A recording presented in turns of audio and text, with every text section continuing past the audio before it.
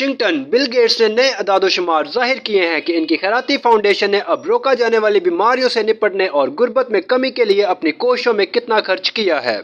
انہوں نے بتایا کہ انہوں نے 100 بلین سے زیادہ دیے ہیں، لیکن ان کے پاس ابھی بھی بہت کچھ ہے۔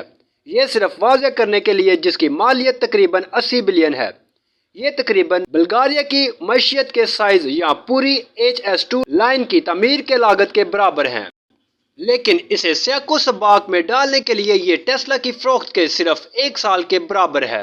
مائیکروسافٹ کے شریک بانی اور ان کے ساتھی مخیر حضرات وارن بفیٹ نے اپنے اربوں کو گیٹس فاؤنڈیشن کے ذریعے اکٹھا کر رہے ہیں، جو انہوں نے اصل میں اپنی سابقہ بیوی میلنڈا کے ساتھ قائم کیا تھا۔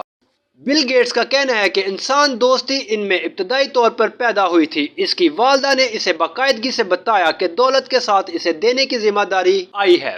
ان کی فاؤنڈیشن کی 25ویں سالگرہ مئی میں ہوتی ہے اور بل گیٹس نے خصوصی طور پر $100 بلین کا اعداد و شمار BBC کو ظاہر کیا۔ وہ اپنی خوش قسمتی کا بڑی اکثریت دینے کا ارادہ رکھتا ہے۔ بل گیٹس ایک ریاضی کا آدمی ہے اور یہ ظاہر کرتے ہیں کہ سیٹل کے لیک سائڈ اسکول میں 8ویں جماعت میں اس نے 4 ریاستوں کے علاقائی ریاضی کے امتحان میں حصہ لیا اور اتنا اچھا کیا کہ 13 سال کی عمر میں وہ خطے میں کسی بھی عمر کے ہائی اسکول کے ریاضی کے بہترین طلباء میں سے ایک تھا۔